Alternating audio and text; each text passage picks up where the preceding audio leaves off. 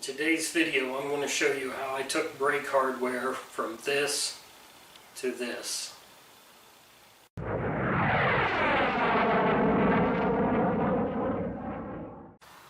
This is my first time using a black oxide coating. I'm always hesitant when I start something that I've never done before, but this was very easy, very quick, and I'm really happy with the outcome.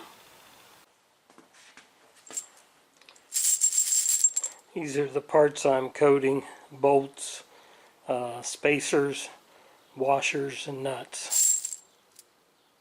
Alright, I'm getting ready to mix up this Caswell black oxide activator and also the black oxide concentrate. You mix those up with distilled water. We have a water distiller here, and we keep our distilled water in glass jugs. And I'm going to mix this up in a couple paint containers here, and then I will set these aside and save them just for the black oxide treatments.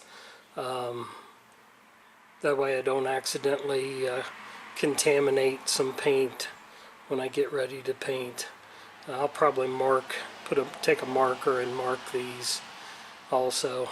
You mix both the activator and the concentrate in a 9-to-1, so 1 part of the chemical and 9 parts of distilled water. Okay, I'm set up to do my black oxide coating. The white bucket is what I'm going to use to clean all my parts. It's muriatic acid. And then the orange bucket, I've got a very strong mix of baking soda to neutralize it when I take it out of the muriatic acid. Then I've got a bucket of clean water to rinse it in. Then it will go into the activator, which actually etches the parts so that they retain more of the black oxide coating. After etching, I'll have to, because I'm going to have to dump them into that small container, I'll have to strain it to get the parts back in the basket and dip them in the clean water again. Then they'll be dumped into the black oxide chemical, which again I'll have to use that empty container to strain the parts. They get rinsed in the clear water again, and Caswell makes a sealant, which I believe is an oil base, but I'm using a 50-50 mix of Castrol GTX and Dexron 3 ATF fluid. And after they soak in there for a while, I'll strain them one last time, put them out on a towel, let them drip dry, and then wipe them off, and they should be ready to use. Okay, this muriatic acid is dangerous stuff. It's dangerous to breathe. It's dangerous to splash in your eyes or get on your skin. So if you're using it, use caution.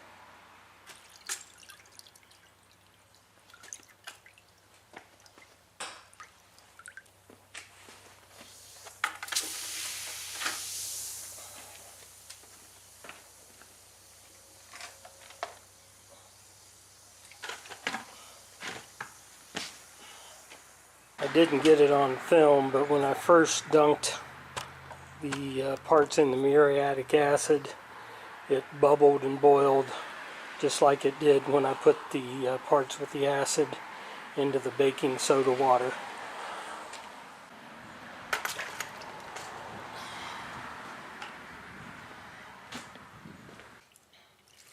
Now my parts won't fit in the my basket won't fit in the activator, so I'm just going to have to drop these into there.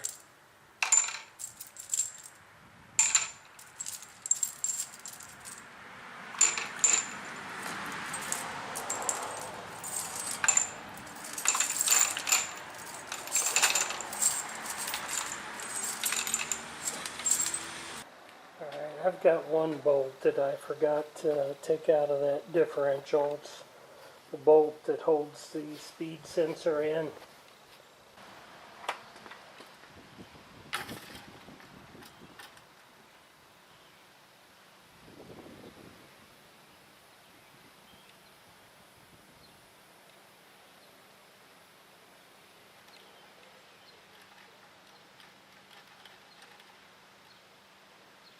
My experience has been once it stops bubbling like that, you're pretty much done.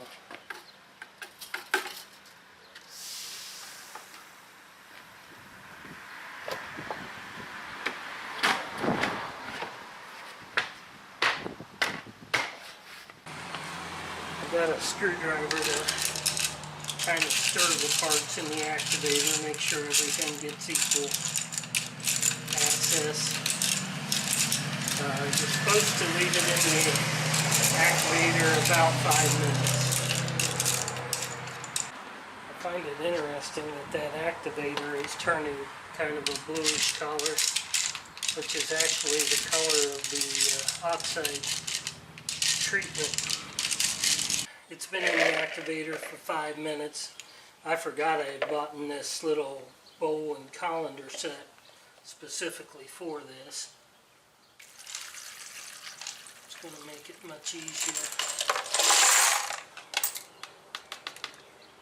It's going to make it much easier to deal with.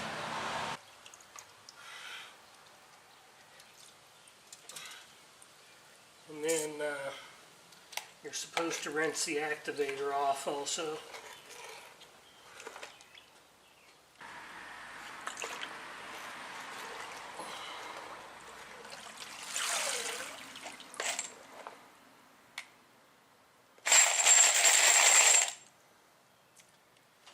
Now we're going to put the parts in the actual black oxide coating, and they're supposed to remain in it for 5 minutes. 5 minutes or until the desired color.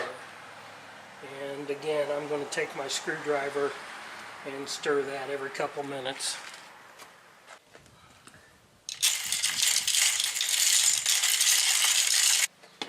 Alright, the 5 minutes is up, so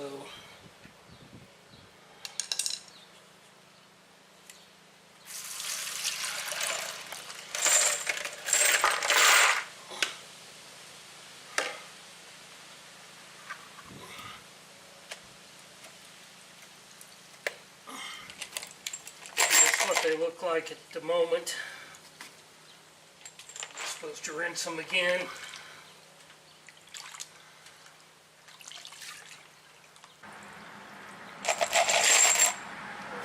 Those are rinsed.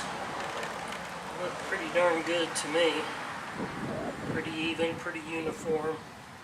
So now I dump them in the oil and ATF mixture.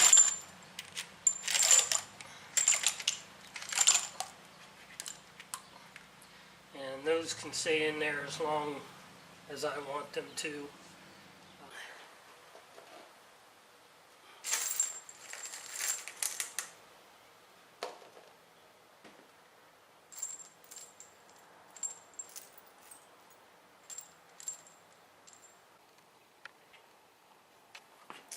There we are. I am pretty happy with how those turned out. Some of what looks like at the angle to still be silver is just glare off of the oil. When you look at them straight on, they all appear to be coated pretty equal.